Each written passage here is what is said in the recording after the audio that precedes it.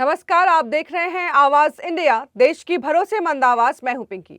आप सभी को मकर संक्रांति की ढेर सारी शुभकामनाएं। खबरों का सिलसिला शुरू करने से पहले आइए नजर डाल लेते हैं आज की हेडलाइंस पर। CSPOC सम्मेलन की मेजबानी करेगा भारत। 42 देशों की मौजूदगी में पीएम मोदी करेंगे संबोधन। राष्ट्रपति दौरे से पहले जालंधर बना नो फ्लाइंग जोन, ड्रोन और सिविल उड़ानों पर रोक।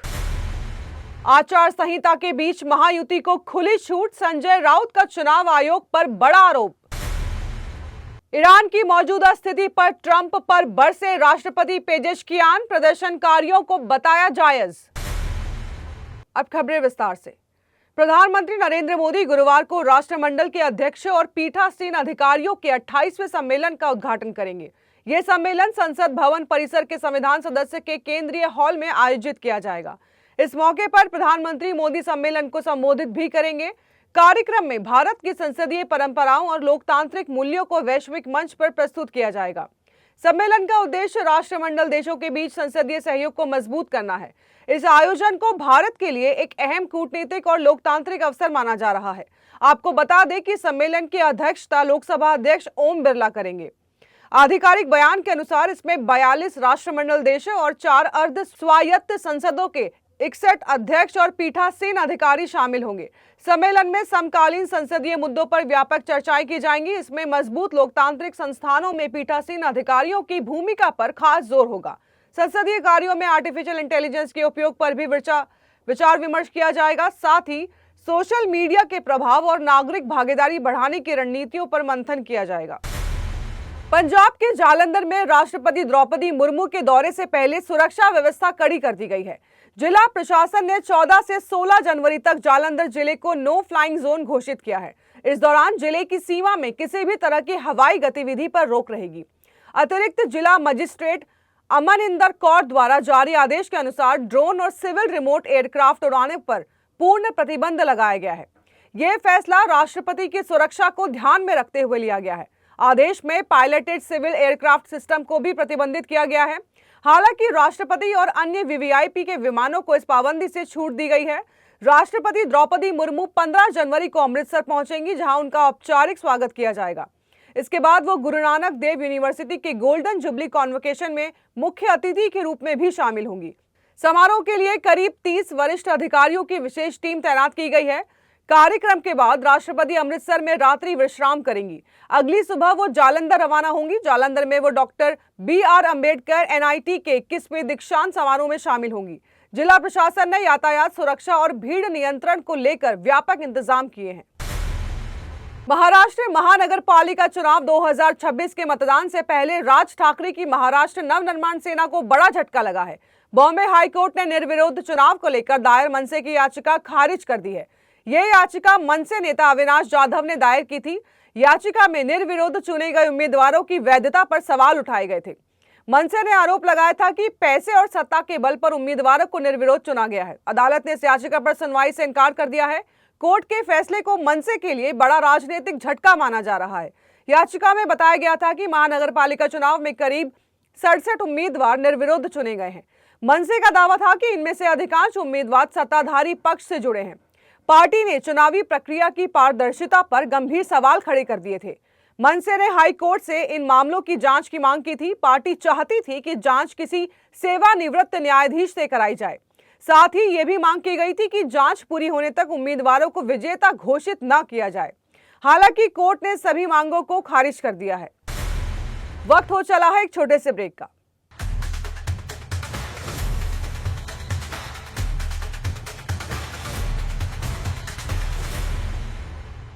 मंडळी, मला सांगा, उत्सव आला तर आपण कपाळी टिळा लावतो की नाही? अहो मग उशीर कशाला करताय? चला, उत्सव आलाय, उत्सव, टिळा लावायला चला. काय म्हणला? कसला उत्सव? अहो असं काय करताय? निवडणुका आल्यात, निवडणुका, आणि निवडणुका म्हणजे लोकशाहीचा उत्सवच आहे. तेव्हा चला, लोकशाहीचा उत्सव साजरा करूया. चला, मतदान करूया. कर मतदान, सांगते संविधान.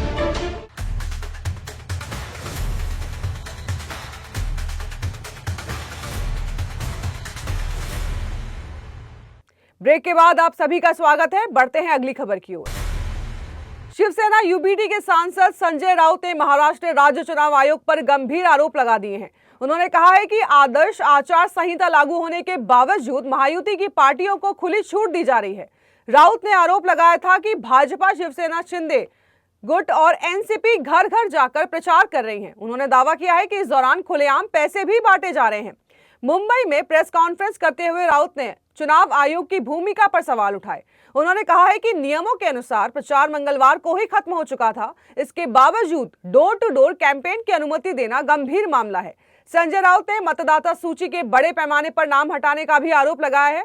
उन्होंने कहा है कि बिहार में करीब 60 लाख, उत्तर प्रदेश में 1.25 करोड़ और पश्चिम बंगाल में 54 लाख नाम हटाए गए हैं।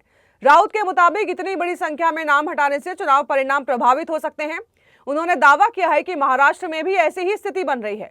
भाजपा पर निशाना साधते हुए राउत ने कहा है कि पार्टी निष्पक्ष चुनाव नहीं लड़ती।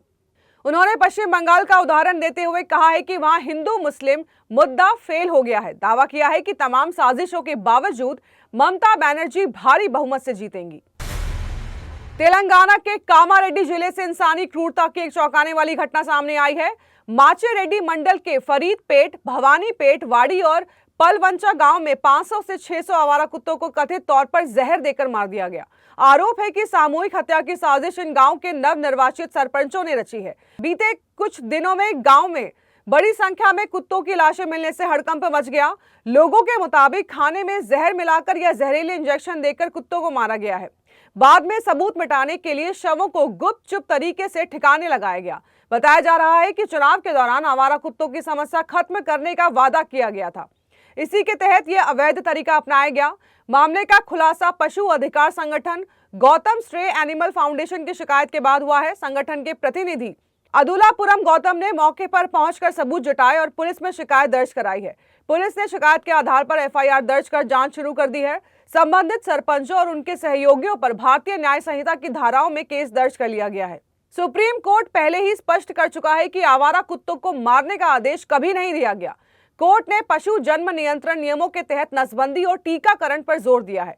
पशु क्रूरता निवारण अधिनियम 1960 के तहत इस तरह की हत्या दंडनीय अपराध है। विशेषज्ञों का कहना है कि यह घटना प्रशासनिक और स्थानीय नेतृत्व की गंभीर विफलता को दर्शाती है। ईरान के राष्ट्रपति मसूद पेजेश्कियान ने आज अमेरिकी राष्ट्रपति डोनाल्ड ट्रंप पर निशाना साधा है। उन्होंने कहा है कि ईरान में मौजूदा हालात के लिए बाहरी ताकतें जिम्मेदार हैं। पेजेश्कियान ने आरोप लगाया है कि अमेरिका और इजराइल देश में अशांति फैलाने की साजिश कर रहे हैं। कहा है कि अगर जनता की बात समय पर सुनी जाती तो प्रदर्शन नहीं होते। राष्ट्रपति ने समाज के हर वर्ग की आवाज सुनने की जरूरत पर जोर दिया है। उन्होंने पहली बार खुलकर प्रदर्शनकारियों के समर्थन में बयान दिया। साथ ही लोगों से दंगाइयों और आतंकवादियों से दूरी बनाए रखने की अपील की है। इससे पहले 11 जनवरी को राष्ट्र के नाम संबोधन में पेजेश्कियान ने लोगों को आश्वासन दिया था कि सरकार उनकी मांगों पर गंभीरता से विचार करेगी। उन्होंने साफ कहा है कि दंगाइयों को समाज में अराजकता फैलाने की इजाजत नहीं दी जाएगी। सरकारी टीवी को दिए गए इंटरव्यू में उन्होंने कहा है कि सरकार न्याय चाहती है और लोगों की चिंताओं को समझती है। राष्ट्रपति ने बातचीत के जरिए समाधान निकालने की बात कही। इसी बीच ईरान में हालात और तनावपूर्ण हो गए हैं।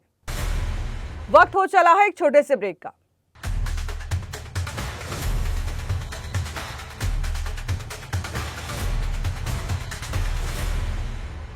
नमस्कार मित्र, नमस्कार नमस्कार नमस्कार. मी आपल्या सगळ्यांच्या जवळचा मित्र, तुमच्या सगळ्यांचा लाडका बाला. तर मित्रांनो, बृहमुंबई महानगरपालिका सार्वत्रिक निवडणूक 2025 ते 2026 निवडणूक होणार आहे. तर मित्रांनो, या निवडणुकीमध्ये या आणि मतदान करा. मतदान हा आपल्या सगळ्यांचा हक्क आहे. आपलं कर्तव्य बजावण्यासाठी नक्की या. तर लक्षात असू द्या मित्रांनो, गुरुवार दिनांक 15 जानेवारी 2026 रोजी सकाळी 7:30 ते सायंकाळी 5:30 वाजेपर्यंत मतदान करायला विसरू नका. मतदान करायला नक्की या. आपलं कर्तव्य बजावून घ्या मित्रांनो. पण हो मित्रांनो, येताना ओळखपत्र नक्की घेऊन या. आपलं ओळखपत्र नक्की घेऊन या आणि मतदान करा. धन्यवाद. कर मतदान सांगते संविधान.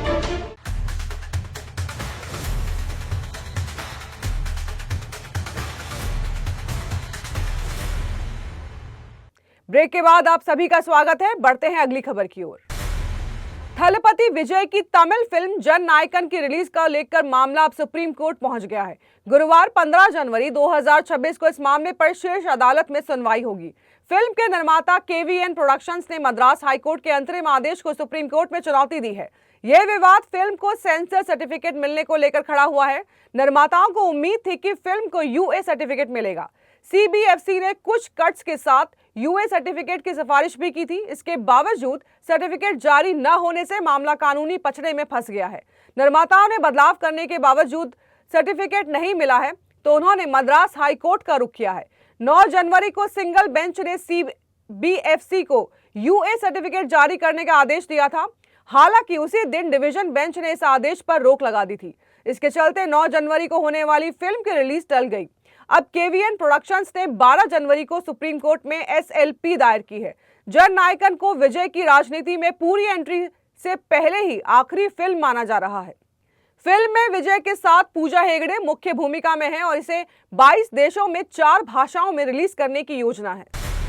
तो देश और दुनिया की बड़ी खबरों में फिलहाल के लिए इतना ही। जुड़े रहिए आवाज इंडिया के साथ, जल्द होगी मुलाकात। तब तक के लिए नमस्कार।